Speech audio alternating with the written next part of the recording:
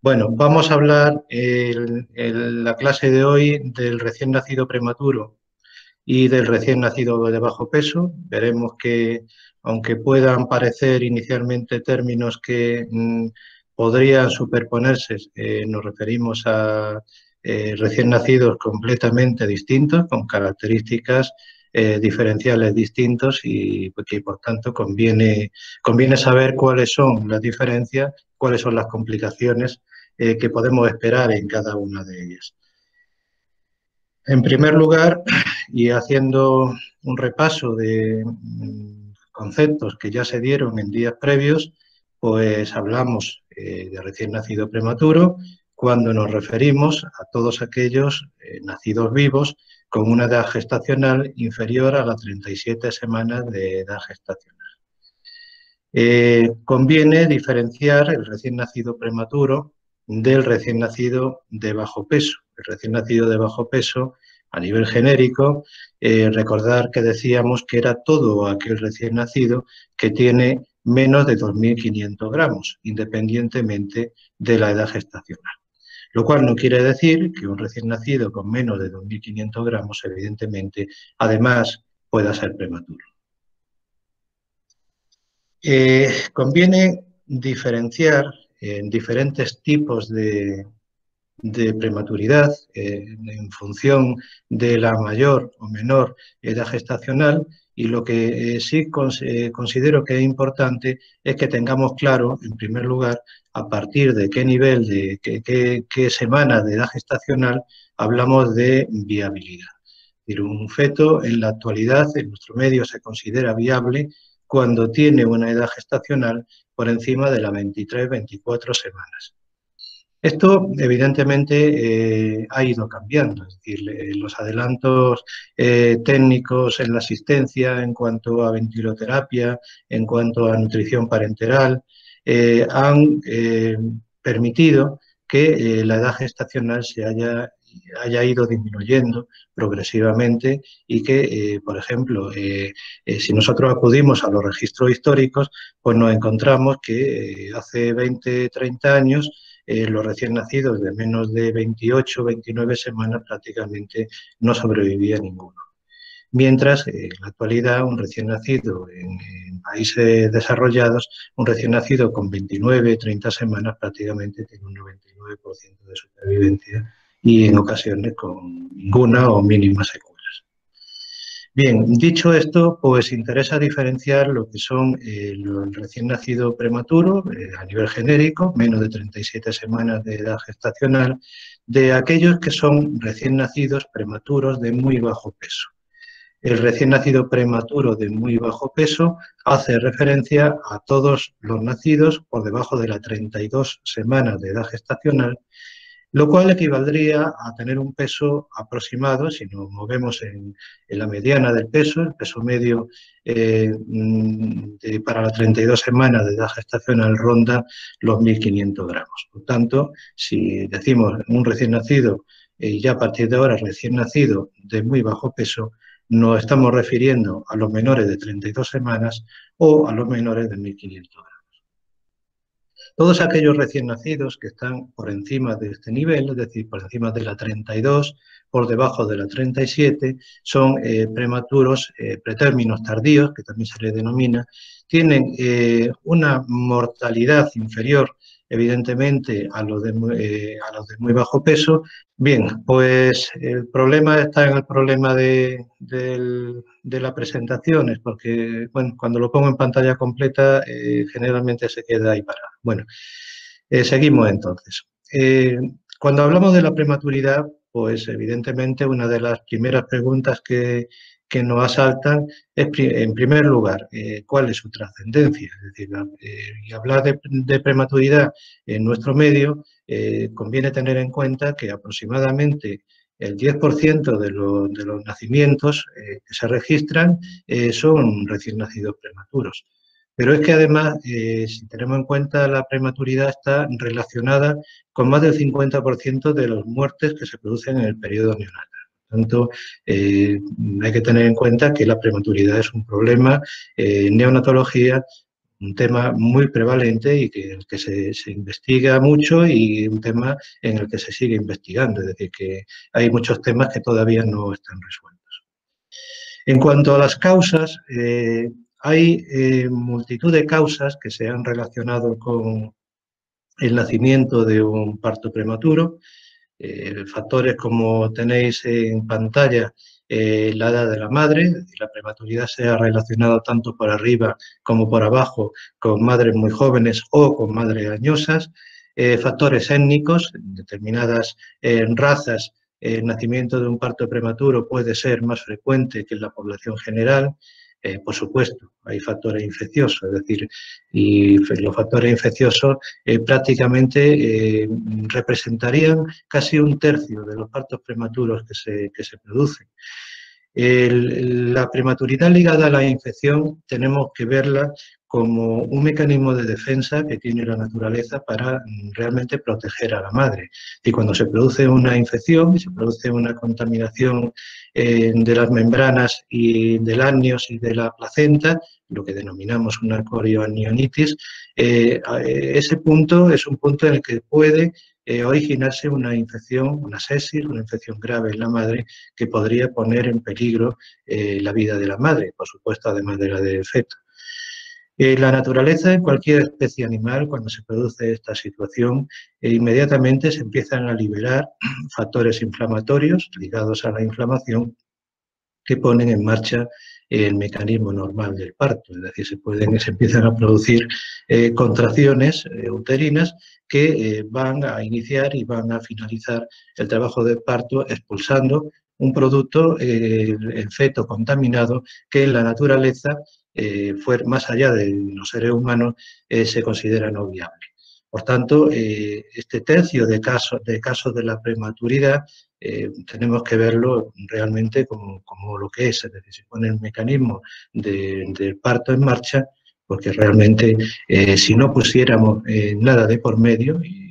y la asistencia médica en la actualidad pues conllevaría la administración inmediata de antibioterapia a la madre para controlar la infección, evidentemente esa gestación sería no viable. Tenemos otras situaciones que se se relacionan con la prematuridad, como son las situaciones de desnutrición, es decir, la nutrición de la madre se relaciona evidentemente con la nutrición que va a recibir el feto en muchos casos y por tanto el crecimiento fetal puede estar relacionado con un aporte nutricional adecuado a través de su madre. En los casos en los que esto no ocurre, pues veremos más adelante en este mismo tema que hablaremos de crecimiento intrauterino retardado, es decir, aquellos casos de desnutrición que ocurren intraútero. La administración de determinadas sustancias tóxicas, como el consumo de drogas por parte de la madre, sabemos que, por ejemplo, el alcoholismo en la madre, el consumo de determinadas drogas como la heroína o la cocaína pueden producir alteraciones vasculares a nivel placentario y, por tanto, contribuir a una mala nutrición del feto y, por tanto, también en ocasiones el caso ya no solo de bajo peso al nacer, sino también de prematuridad. Y, por supuesto, tenemos una serie de factores que son heredados.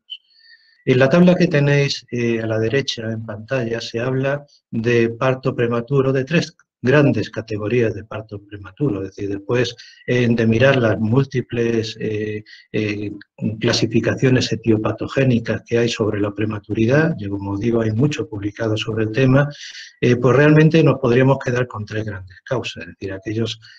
partos prematuros que realmente lo son porque existe una indicación médica para ello, y aquí incluiríamos indicaciones médicas para la madre o indicaciones médicas para el feto, para el recién nacido. Por ejemplo, aquellas madres que tienen una hipertensión arterial y desarrollan una preeclampsia, un síndrome GEL, de alteración de las enzimas hepáticas, una hepatopatía, y en los casos más graves podría dar lugar a una eclampsia con convulsiones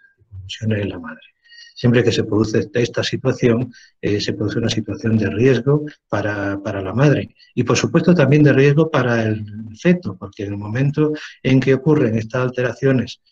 vasculares, a nivel placentario, se compromete la oxigenación del feto y por tanto se puede poner en riesgo la vida del feto y del recién nacido. Por tanto, este sería un gran grupo de causas de la prematuridad. Realmente, en estos casos, muchas veces los mecanismos naturales del parto todavía no están instaurados, es decir, no hay contracciones, pero el obstetra, cuando evalúa esta situación, evalúa la situación clínica de la madre y las posibilidades de que esta situación pueda repercutir desfavorablemente en el feto, pues va a indicar finalizar el embarazo mediante la realización de una cesárea. En porcentaje, este tipo de causas de prematuridad pues prácticamente corresponden a un 30, un 33%, es decir, un tercio prácticamente de los partos prematuros en nuestro medio se deben a estas causas, indicaciones clínicas médicas, indicaciones clínicas en el que corre peligro la vida del feto. Otra de las causas de prematuridad pues la tendríamos lo que ya hemos comentado. Aquellas situaciones en las que se produce una infección. La corionionitis es responsable de otro tercio de las causas de prematuridad, es decir, las infecciones que se producen de la placenta a través generalmente por una rotura de bolsa de larga duración, se produce colonización y contaminación de la placenta y del feto, generalmente a través de la flora que existe en el canal del parto a nivel vaginal en la madre, y a través de ahí se produce una colonización y una contaminación del feto que puede poner en peligro la vida del feto del recién nacido. Bien, en estas situaciones, como ya os digo, lo normal es que el mismo proceso inflamatorio que ocurre a través de la infección ponga en marcha los mecanismos normales del parto. Por tanto, va a ocurrir la presencia de contracciones uterinas y va a tener dinámica de parto que muchas veces pues, tendrá que finalizarse bien por vía vaginal, depende de la situación del feto, o en ocasiones mediante la realización de una cesárea urgente, en las situaciones en las que se vea comprometida seriamente la vitalidad del recién nacido. El otro tercio de los casos, fijaros un 30-35%, os pone en pantalla, son condicionantes genéticos. Es decir, son aquellas situaciones en las que, una vez evaluada la anamnesis en la madre, antecedentes previos, antecedentes obstétricos, no encontramos ningún factor decisivo que justifique por qué se produce un parto prematuro. Es curioso, pero en estas situaciones, cuando nosotros acudimos a la historia, esto está publicado y muy bien documentado, de forma que se considera que uno de los factores que más influye a la hora de tener un parto prematuro es el antecedente de haber tenido un parto prematuro previo. Por tanto, y os digo más, avanzando en el tema, que el parto prematuro previo, si se produce alrededor de las 30 semanas, condiciona el que el riesgo de prematuridad sea mayor en la siguiente gestación alrededor de las 30 semanas. O sea, suele haber una agregación de forma que el riesgo de prematuridad se concentra en las mismas semanas en embarazos sucesivos. Esto, evidentemente, se han identificado multitud de variantes genéticas relacionadas con la prematuridad. Hay auténticos mapas publicados sobre el tema y asociado al riesgo de cada variante genética de tener un parto prematuro. Por tanto, bueno, a nivel global, porque tengáis este tema en cuenta. Hablando un poquito de la prematuridad, pues vamos a ver lo mismo que hicimos con el recién nacido a término, con una serie de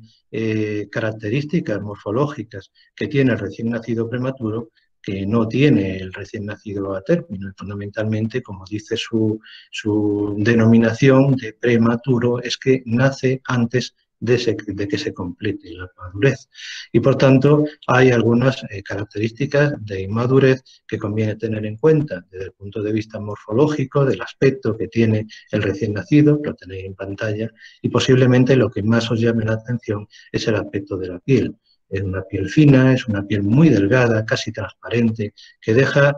visualizar a su través pues todos los capilares. Y esto ocurre porque la dermis es muy fina y porque prácticamente no hay grasa de depósito, con lo cual a nivel de piel no existe grasa. y la grasa, como sabéis, tiene una función, además de calórica, además de ser una fuente energética importante para el individuo, la grasa tiene una función protectora térmica, aislando la piel y aislando al individuo del entorno y evitando la pérdida de calor, pero también evitando la pérdida de agua. Es decir, que uno de los problemas que tiene el prematuro es que, aunque lo vemos pequeño, si nosotros ajustamos a su peso la superficie corporal que tiene el recién nacido prematuro, tiene una superficie corporal proporcionalmente mucho mayor que la que podría tener un adulto. Quiere esto decir que puede perder más calor, que puede perder más líquidos a través de la piel.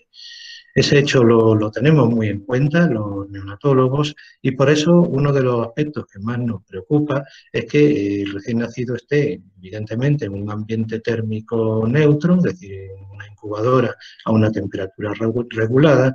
pero también un ambiente con una humedad relativa alta, es decir, una humedad relativa que en los primeros días se considera que debe estar en torno a los 60-70% de humedad. Esto va a minimizar las pérdidas de agua y va a evitar complicaciones que antes se veían, antes de utilizar la humedad relativa en las incubadoras, se veían complicaciones frecuentes por la pérdida de agua, alteraciones electrolíticas, como por ejemplo la hipernatremia. En cuanto a la cabeza, pues si nosotros palpásemos el recién nacido que tenemos en pantalla, veríamos que los huesos de la cabeza, evidentemente todavía sin soldar, lo mismo que ocurría en los recién nacidos a término, las suturas y las fontanelas son perfectamente diferenciadas, pero además veríamos cómo estos huesos son huesos que son más depresibles, como más finos, y esto es lo que se ha venido a denominar la craneotabes, craneotabes del recién nacido prematuro, porque recuerda algunas alteraciones también a este nivel que se pueden producir en algunas enfermedades ya del niño mayor, como por ejemplo el raquitismo. La inspección de la cara además nos deja ver otro hecho y es que, bueno, en pantalla vemos los párpados, vemos el pabellón auricular. Bueno, pues tenéis que saber que algunos recién nacidos prematuros, cuando nacen en el límite de la viabilidad, pueden todavía tener los párpados fusionados, es decir, no se puede abrir los párpados porque todavía están fusionados. La difusión de los párpados ocurre generalmente a partir de la 24 o 25 semanas, por lo tanto, en los niños que nacen muy límite, que nacen en las 24 semanas y pocos días, o en las 23 semanas, estos recién nacidos pueden tener todavía los párpados fusionados. En cuanto a los pabellones auriculares, pues la formación de cartílago todavía muy débil, hay muy poco cartílago, con lo cual es frecuente que si nosotros plegamos el pabellón auricular, pues la ausencia de cartílago haga que el pabellón auricular se quede plegado y no recupere inmediatamente su conformación normal, que es lo que ocurriría, por ejemplo, si nosotros hiciéramos esto en un recién nacido a término. El tono muscular del recién nacido prematuro está muy disminuido, así como cuando decíamos que en recién nacido a término lo que tenemos que esperar en situación de normalidad es una flexión activa de los miembros superiores y de los miembros inferiores, en el pretérmino esa flexión no va a producirse. No va a producirse por dos motivos. Primero, porque todavía la mayoría de los arcos neuronales, el desarrollo neuronal en los grandes pretérminos todavía no se ha completado. Pensar que la mielinización de las grandes vías neuronales a nivel medular no se va a completar pues hasta bien entrada la 33, 34 semanas. Por tanto, si estamos hablando de un recién nacido que nace por debajo de las 30 semanas, prácticamente estas vías todavía tienen ausencia de mielina y, por tanto, los arcos neuronales no se van a completar como se ocurriría en un recién nacido término. Pero además que los músculos tampoco están excesivamente desarrollados, con lo cual tenemos muy poca musculatura y con lo cual pues, el tono muscular no va a ser ni mucho menos el tono flexor que veríamos en otras edades. En cuanto a los genitales, pues bueno, lo normal en los genitales de un recién nacido prematuro varón es que haya una criptorquidia, es decir, pensar que aproximadamente en la semana 15-16 los testes empiezan su descenso hacia los canales inguinales y que hasta aproximadamente la semana 35-36 no los vamos a encontrar en condiciones de normalidad en bolsas. Por lo tanto, es normal en un recién nacido prematuro ver que tiene lo que diagnosticaríamos como una criptorquidia, que en estos casos sería una situación fisiológica. Tenemos una serie de complicaciones que os voy a ir contando fundamentalmente porque, bueno, me interesa que os suenen y que cuando hablamos de prematuro no solo estamos hablando de un recién nacido pequeñito y que tiene algunos problemas de madurez, sino que hay una serie de complicaciones, complicaciones clínicas, algunas de ellas esperables, otras que son más tardías, pero que en cualquier caso nosotros vamos a intentar evitar. Es decir, estas complicaciones pueden ocurrir, no quiere decir que necesariamente, gracias a Dios, vayan a ocurrir siempre en un recién nacido prematuro. El problema de la termorregulación deficiente que tiene el recién nacido pretérmino, pues evidentemente lo vamos a solucionar fundamentalmente pues manteniéndolo en un ambiente térmico neutro, como es el ambiente que nos brinda la incubadora. Los trastornos respiratorios frecuentes en el recién nacido pretérmino y que se deben a varias causas centrales, pero también a causas pulmonares. En cuanto a las causas centrales, sería, es decir, la inmadurez del centro respiratorio encargado de decirle a la musculatura respiratoria que tiene que contraerse para iniciar la inspiración, la respiración normal. Esos centros respiratorios en el recién nacido prematuro, en el muy prematuro, pueden estar todavía muy maduros. Las mielinizaciones, como ya he comentado, todavía no se han producido y, por tanto, tenemos una patología ligada a esta situación que es la apnea de la prematuridad. La apnea de la prematuridad intentamos solucionarla administrando al recién nacido pretérmino pues estimulantes del centro respiratorio y en concreto utilizamos la cafeína. En otro tiempo hemos utilizado teofilinas, hemos utilizado otros fármacos, pero en la actualidad en la mayoría de las unidades neonatales se utiliza la cafeína como estimulante del centro respiratorio para que el recién nacido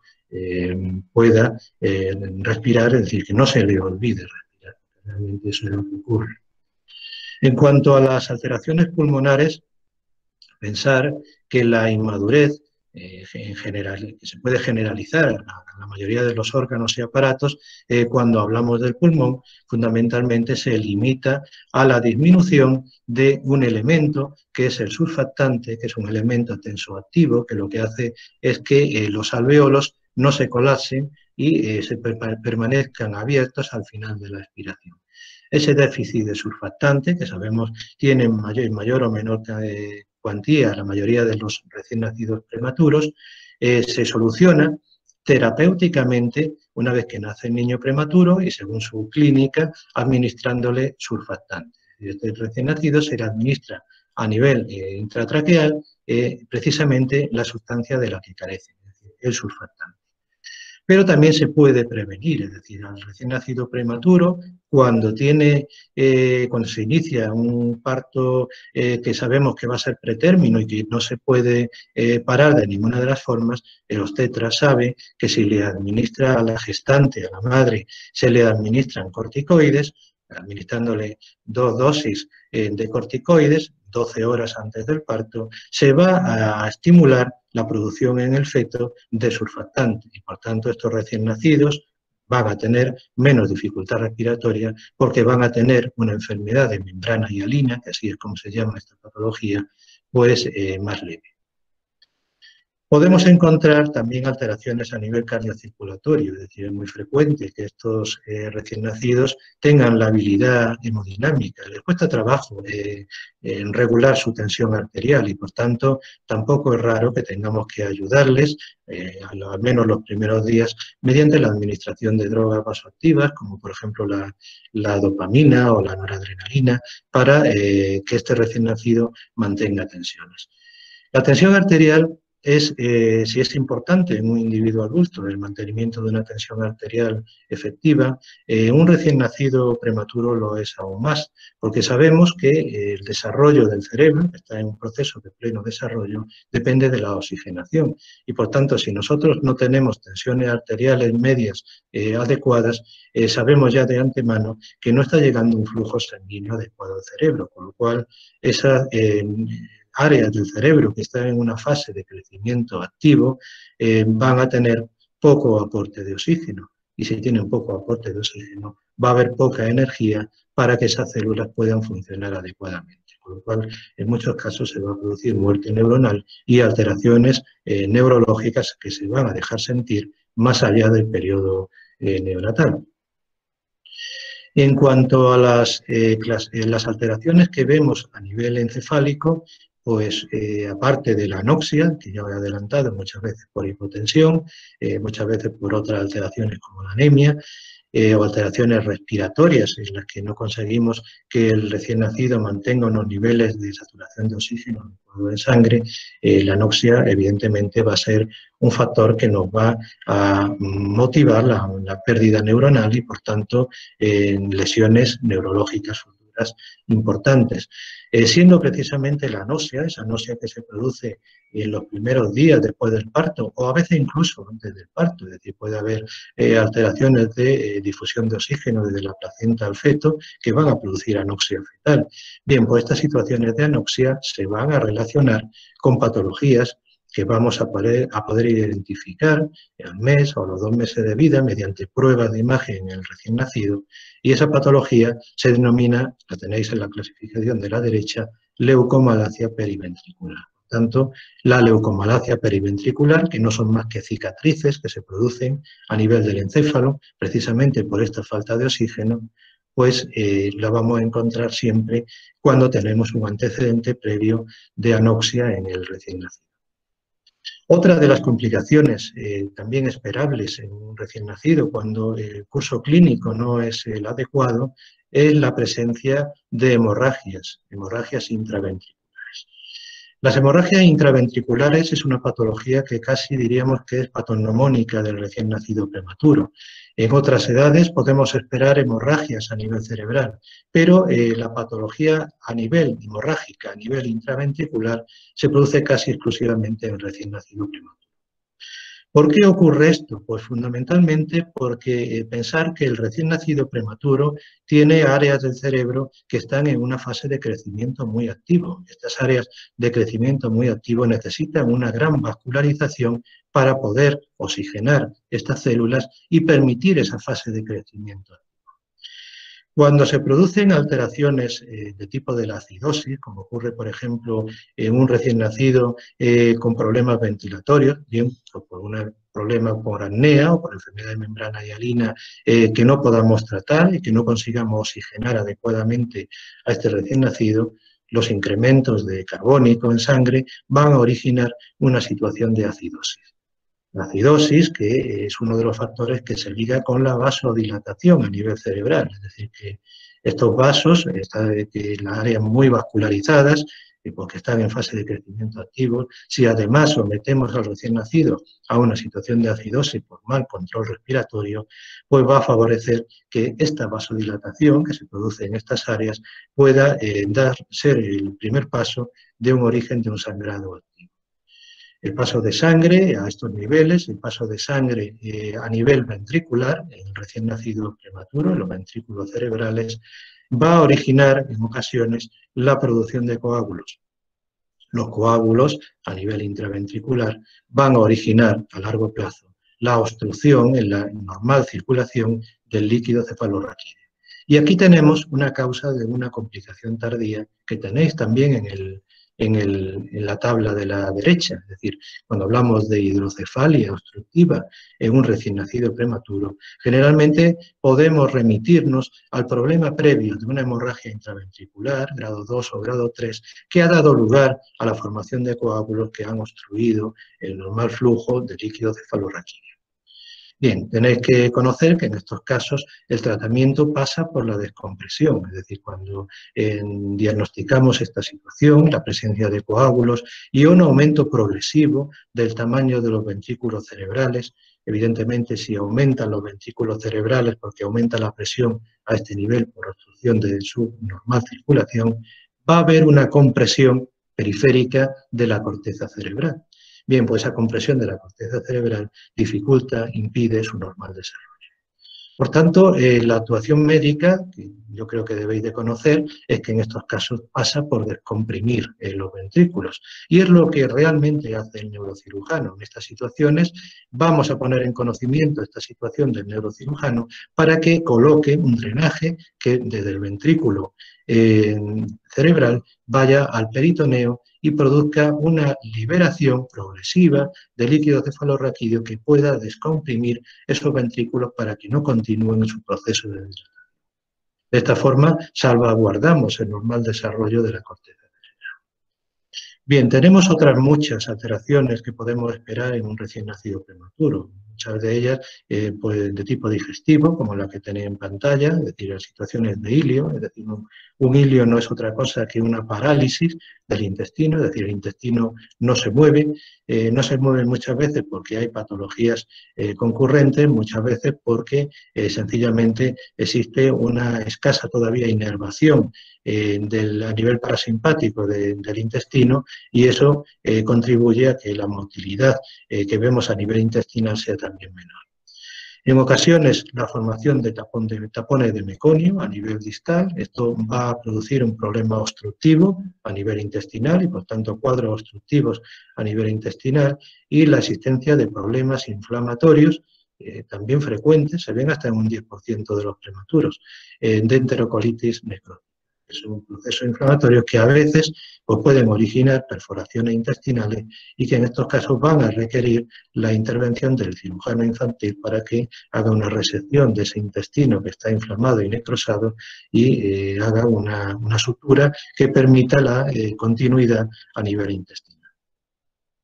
En cuanto a las alteraciones metabólicas, bueno, en el prematuro pueden producirse todo tipo de alteraciones metabólicas, pero nos preocupa especialmente, sobre todo a largo plazo, la existencia de lo que denominamos osteopenia del prematuro. Pensar que los huesos del recién nacido prematuro pues están en pleno proceso de formación y que para la formación de hueso, es decir, el depósito de hidroxiapatita, que es una sal de fósforo y calcio, se precisa el concurso de la vitamina D. Por tanto, en muchos casos va a haber que hacer suplementaciones activas con dosis altas de vitamina D para favorecer precisamente esta mineralización y esta formación del nuevo hueso en el recién nacido prematuro. Para que nos hagamos una idea de ¿qué es lo que ocurre en el recién nacido prematuro? Bueno, he puesto esta imagen, pero la vamos a sintetizar de una forma muy simple. Pensar que el feto tiene una nutrición que le llega a través del cordón umbilical, la sangre materna a través de la placenta dota a la sangre fetal, hay un intercambio a nivel placentario, ya no solo de oxígeno y de CO2, sino también de nutrientes, es decir, que los aminoácidos, elementos como el fósforo, el potasio, los hidratos de carbono, le son administrados a través de la placenta, a través del cordón umbilical, al feto para que este organismo en proceso de rápido crecimiento pueda seguir ese rápido crecimiento. Bien, cuando se produce un parto prematuro y tenemos finalmente el recién nacido fuera ya de su madre, lo hacemos como en todos los recién nacidos, es un clampaje y una sección del cordón umbilical. Tenemos que pensar que cuando estamos haciendo eso, pensamos, bueno, sí, se independiza el cordón umbilical y entonces sus pulmones empiezan a funcionar y se produce la oxigenación, pero el tema va más allá de la mera respiración, que evidentemente esto es un tema importante. El tema va más allá porque nosotros al clampar, al cortar el cordón umbilical, estamos independizando también la nutrición del recién nacido de la nutrición que le confería la placenta. Así, la perfusión de glucosa, la perfusión de aminoácidos y de lípidos se ve bruscamente interrumpida. Antaño, nosotros, cuando asistíamos hace 20, 30 años a este tipo de recién nacidos, y todavía no había un desarrollo de la nutrición parenteral como la que tenemos en nuestros días, pues estos recién nacidos se les cogía una vía, se les sometía a una perfusión de un suero glucosado, es decir, se les daba una perfusión de glucosa y todo lo más alguna perfusión de electrolitos. Claro, en estas situaciones, cuando se ve bruscamente interrumpida el aporte de aminoácidos y sobre todo de fósforo a la célula, quiere decir que las células del recién nacido prematuro, pues de momento se ven privadas de todo el aporte nutricional. Tenemos dos situaciones metabólicas que pueden producirse en las células, situaciones de anabolismo, en la que hay un crecimiento activo, es decir, se forman nuevas proteínas, lo cual va a dar lugar a la formación de nuevas células, y una situación de catabolismo, en la que la misma célula va a consumir sus propias proteínas para mantener unos niveles energéticos que permitan su supervivencia. Bien, pues cuando nosotros hacíamos esto de administrar un suero glucosa, pero no administrábamos aminoácidos, no hacíamos la administración de la nutrición parenteral precoz, que es lo que hacemos en la actualidad, lo que estábamos contribuyendo es a que las células entraran lentamente en un proceso de catabolismo. Las células consumen sus propias proteínas y finalmente se produce una apoptosis, una muerte celular que da lugar a la destrucción celular. Esta situación, lógicamente, cuando las células mueren, pues hace que se produzcan liberación de sustancias, fundamentalmente el potasio, que es un electrolito con altas concentraciones a nivel intracelular. El potasio pues, se libera a nivel extracelular y esas concentraciones altas de potasio van a tener que ser eliminadas por algún sitio. El órgano encargado de eliminar el potasio es el riñón. Tenemos que tener en cuenta que los recién nacidos, y más los recién nacidos prematuros, tienen unos riñones que son todavía funcionalmente inmaduros, por lo tanto van a tener dificultades para eliminar grandes concentraciones de potasio. Se producían así situaciones de hiperpotasemia que en ocasiones ponían en peligro la vida del recién nacido porque se producían situaciones de alteraciones del ritmo cardíaco y finalmente lésitos de muchos de estos recién nacidos. Esto explica en gran medida por qué la mortalidad hace 2 o 3 décadas en los grandes prematuros era tan alta. Lo que hacemos en la actualidad, pues en la actualidad procuramos que ese aporte de nutrientes que nosotros hemos interrumpido al seccionar el cordón umbilical, pues inmediatamente se vea restituido mediante una rápida canalización de una vía venosa y la administración mediante esta vía venosa de una perfusión de glucosa, evidentemente, y de una perfusión de aminoácidos. Además, procuramos que la perfusión de glucosa sea similar a la perfusión de glucosa que sabemos le administra la madre, que está en torno a los 4 o 5 miligramos por kilo. Que procuramos que el recién nacido, en la medida de lo posible, sufra los menos cambios posibles en cuanto al aporte de nutrientes que recibía a través del cordón umbilical. Esto es lo que hacemos en la actualidad y yo creo que en gran medida estos cambios son los que han originado que la supervivencia de los recién nacidos prematuros de muy bajo peso pues haya alcanzado los niveles que tenemos en la actualidad. Bien, en cuanto a las complicaciones, pues bueno, de complicaciones respiratorias ya hemos hablado, fundamentalmente de las precoces, la enfermedad de membrana hialina. Esta es una imagen de una radiología de una enfermedad de membrana hialina grado 4. Veis es que el pulmón prácticamente no entra aire porque están todos los alvéolos colapsados. Esto es lo que intentamos evitar cuando nosotros administramos el surfactante. Bien, la displasia broncopulmonar, simplemente que os suene, es una complicación tardía que vemos en los recién nacidos que necesitan mucho soporte ventilatorio, mucho oxígeno para poder sobrevivir o mucha ventilación, es decir, mucho soporte ventilatorio con presiones y muchos días de intubación. Esta complicación, bueno, pues también la observamos con relativa frecuencia, tenemos más frecuencias de, lógicamente, de displasia broncopulmonar cuando los recién nacidos son muy pequeños. Es decir, estos son nuestros datos, evidentemente no tenéis que saberoslo, pero simplemente os los pongo como curiosidad para que veáis cómo los recién nacidos de menos de 1000 gramos, pues prácticamente la mitad de ellos tienen displasia broncopulmonar, en tanto los recién nacidos prematuros de más de 1000 gramos que igualmente son recién nacidos prematuros de muy bajo peso, pero no de extremado bajo peso, que sería la terminología que utilizamos para referirnos a los de menos de 1000 gramos, pues tienen una prevalencia de displasia broncopulmonar prácticamente de la mitad. Alteraciones a nivel digestivo, bueno, fundamentalmente interesa que recordéis que una serie de adquisiciones con relación a la funcionalidad del aparato digestivo, como son la succión y la deglución, no van a estar presentes hasta las 32-34 semanas de edad gestacional. Por tanto, en los recién nacidos prematuros de muy bajo peso, ni va a haber succión ni va a haber deglución. Pero en cambio, sí nos interesa alimentarlos, nutrirlos enteralmente, lo más precozmente posible. Y en estos casos, bueno, pues que os suene que la nutrición enteral, precoz, la vamos a realizar mediante la colocación de una sonda nasogástrica a través de la cual les vamos a administrar preferiblemente la leche materna, la leche de su madre. Complicaciones digestivas, la enterocolitis necrótica, ese proceso inflamatorio que ocurre a nivel intestinal, complicaciones frecuentes como el neumoperitoneo, es decir, la rotura de una asa intestinal que va a necesitar necesariamente su reparación y, por tanto, tendremos que comunicárselo al cirujano infantil en estos casos para que lo corrija. Otras complicaciones esperables en el recién nacido prematuro, pues fundamentalmente la retinopatía del prematuro.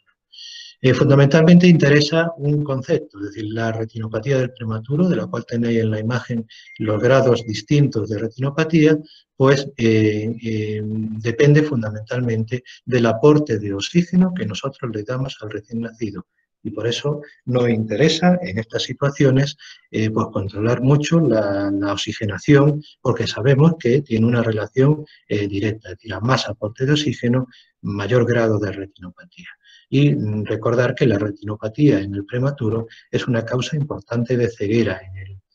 el pretérmino. Bien, esta es la prevalencia que tenemos de retinopatía del prematuro, para quien quiera echarle un vistazo como curiosidad. Otras características del prematuro pues son alteraciones, por ejemplo, a nivel hematopoyético, la anemia de la prematuridad. Los recién nacidos prematuros tienen más frecuencia de anemia. Y alguien pensará, bueno, pues la anemia será por inmadurez de la formación de glóbulos rojos. Sí, también se produce por inmadurez en la producción de eritropoyetina, que es la que estimula la producción de glóbulos rojos. Pero, bueno, porque sepáis que la causa más frecuente de la anemia de la prematuridad son precisamente las extracciones sanguíneas que se hacen para el control clínico de estos pacientes, es decir, glucemias repetidas, gasometrías repetidas, analítica, hemograma, bioquímicas repetidas para intentar hacer un buen control del medio interno en estos recién nacidos. Esa es la causa más frecuente de la anemia que vemos en los recién nacidos. Bien, el diagnóstico de la prematuridad, por tanto, lo haremos de varias formas. Es decir, el diagnóstico, sabemos que un recién nacido es prematuro porque el obstetra nos va a decir que va a nacer un niño de tantas semanas estimada de edad gestacional. El obstetra estima la edad gestacional en base a la fecha de la última regla en la madre, pero también lo estima en base a los controles ecográficos y las mediciones que hace por ecografía de este feto. En base a esto tenemos una estimación de la edad gestacional que pueda tener este niño. Pero tenéis que saber también, y no vamos a entrar en más detalles, que el pediatra tiene también una serie de herramientas clínicas para poder estimar la edad gestacional. Y tenéis que saber pues, que hay una serie de test, como los test de Ballard y de Capurro, que os pongo ahí en pantalla, porque tienen una serie de estimaciones exploratorias, de exploración clínica y en exploración neurológica, que nos va a permitir estimar con bastante aproximación cuál es la edad gestacional real que tiene este recién nacido pretérmino. En ocasiones puede haber disparidad entre la edad gestacional estimada por el obstetra y la edad gestacional que nosotros clínicamente estimamos en un recién nacido. Bien, aquí tenéis un listado de las diferentes complicaciones, dependiendo de si son precoces, que pueden aparecer en la segunda semana de vida, o algunas complicaciones tardías que pueden aparecer en un recién nacido pretérmino. Ya la hemos comentado. Estos son los datos de supervivencia según la edad gestacional. Fundamentalmente, quedaros con la idea de que a partir de las 28 semanas, prácticamente el 98-99% de los recién nacidos prematuros sobrevive. Por tanto, eso en los muy grandes prematuros, de que están en el límite de la viabilidad, 23, 24, 25 semanas, las supervivencias son inferiores al 80%. En cuanto al tratamiento, pues fundamentalmente, bueno, ya lo hemos ido adelantando, es decir, control de la temperatura, control de la alimentación, aporte de suplementos vitamínicos, importante el aporte de vitamina D para evitar la osteopenia del prematuro, prevención de infecciones con manipulaciones lo más estériles posibles y cuidado con las vías venosas porque son una fuente importante de infección en estos niños. Vamos a dar algunos conceptos de lo que es un recién nacido de bajo peso, recién nacido de bajo peso al nacer, para intentar diferenciarlo un poco de lo que es el recién nacido prematuro, es decir, el recién nacido de bajo peso es un niño que nace con un peso inferior a lo que correspondería a su edad gestacional. Por tanto, no necesariamente tiene por qué ser prematuro, es decir, podemos tener recién nacidos de bajo peso que pueden estar cerca de la edad de término o incluso en la edad de término. Lo que subyace en un recién nacido de bajo peso es fundamentalmente el concepto de que estos recién nacidos fundamentalmente lo que tienen es una situación de desnutrición intrauterina que ha dado lugar a que en otros tiempos se le denomine también crecimiento intrauterino retardado. Cuando hablamos de crecimiento intrauterino retardado, fijaros que nos estamos refiriendo al crecimiento intrauterino, es decir, que es un concepto en el cual el obstetra va a evaluar cómo va creciendo el feto en base a sus observaciones ecográficas, en sus revisiones periódicas. Y va a constatar que el crecimiento de este feto está por debajo, en sus tablas, por debajo del percentil 10. Por tanto, por debajo crecimiento, por debajo del percentil 10, crecimiento intrauterino retardado. Cuando nace el recién nacido, nosotros a lo que asistimos es al peso del recién nacido. Nosotros vamos a pesar inmediatamente después de nacer a este recién nacido, vamos a tener su peso y vamos a compararlo con las tablas de crecimiento que nosotros utilizamos. Si el peso está por debajo del percentil 10, hablamos de niño pequeño para la edad gestacional. Generalmente hay concordancia, es decir, que un niño que tiene un crecimiento intrauterino retardado va a tener un peso al nacer por debajo del percentil 10 y por tanto va a ser pequeño para la edad gestacional. Pero evidentemente esto no siempre es así, porque estamos evaluando dos aspectos distintos, lo que es el crecimiento intrauterino y lo que es el peso postnatal nada más nacer. Lo que sí me interesa, y yo creo que esto tal vez es lo más importante de todo lo que voy a comentar a continuación, es que sepáis que el crecimiento intrauterino retardado, lo que denominamos en algunos casos pequeños para la edad gestacional, básicamente podemos clasificarlos en dos grandes grupos. Aquellos que tienen una armonía en su crecimiento y aquellos que son disarmónicos. ¿A qué nos referimos? Pues fundamentalmente nos referimos a si hay una armonía entre el peso que nosotros tenemos en el recién nacido y su talla, su longitud. Cuando tenemos recién nacidos pequeños, pero recién nacidos pequeños en peso, pero igualmente pequeños en longitud, es decir, que están en los mismos percentiles aproximadamente de peso y de longitud, hablamos de que el niño es pequeño para la edad gestacional, pero es simétrico. Cuando esto no ocurre, cuando tenemos niños pequeños, pero tenemos niños pequeños en peso, pero con una longitud que no está acorde, que no está en percentiles similares en la talla, en lo que nosotros referimos al peso, decimos que son recién nacidos disarmónicos o asimétricos. ¿Qué importancia tiene esto? Pues fundamentalmente nos remite a diferentes etiologías, a diferentes causas, porque cuando nosotros hablamos de recién nacidos simétricos, armónicos, generalmente nos estamos refiriendo a causas que remedan una etiología de tipo sindrómico, es decir, algún síndrome o alguna alteración de tipo genética o cromosómica. Este tipo de retrasos en el crecimiento que va a dar lugar a niños pequeños generalmente se produce ya desde etapas muy precoces de la gestación, es decir, que ya en los controles que hacemos que hace el obstetra antes de las 20 semanas, por ecografía, a partir de las 20 semanas, va a ir viendo que este niño crece poco y queda más pequeño. y en estos casos vamos ya a empezar a buscar posibles causas genéticas o cromosómicas. Cuando tenemos CIRES o crecimientos pequeños, recién nacidos pequeños de tipo disarmónico, generalmente este tipo de causas nos remeda patologías que ocurren al final de la gestación. Es decir, suelen ser alteraciones nutricionales intrauterinas, lo más frecuentemente relacionadas con insuficiencias uteroplacentarias, escasa o mala nutrición a través de la placenta del feto y por tanto se produce una situación de desnutrición intrauterina.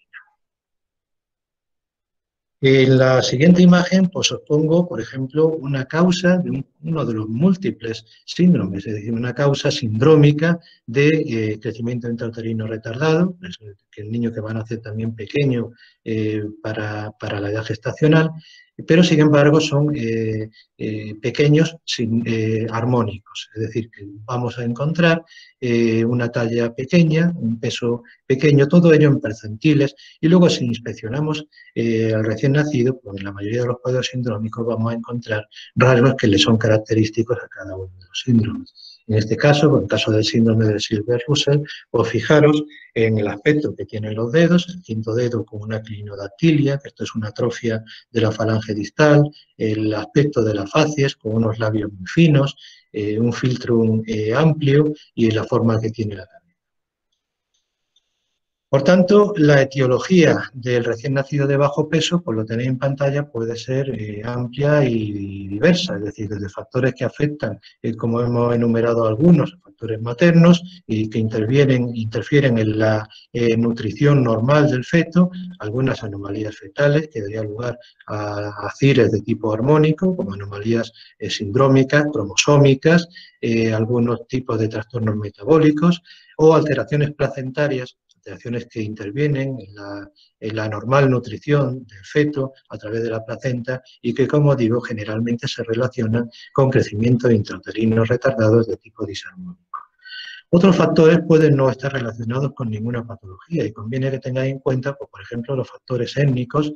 factores de latitud, donde viven determinadas poblaciones. Así, por ejemplo, pues tenemos las poblaciones que viven en Sudamérica, en el altiplano, al tener concentraciones ambientales de oxígeno más bajas, pues van a generalmente dar a luz niños que son generalmente pequeños para la edad gestacional, pero esto no es un problema metabólico, esto es un problema de adaptación a una situación, digamos, geográfica en la que sobreviven determinados grupos étnicos. Bien, la evaluación del crecimiento intrauterino retardado y del bajo peso y los tetra, como ya he comentado, generalmente la hace haciendo una biometría ecográfica. Que sepáis que existen una serie de indicadores ecográficos que le permiten a los tetra suponer que puede existir un riesgo para la continuidad, la vitalidad de ese feto, de ese recién nacido, y generalmente ante la presencia de estos indicadores de alto riesgo, el obstetra va a indicar normalmente una cesárea.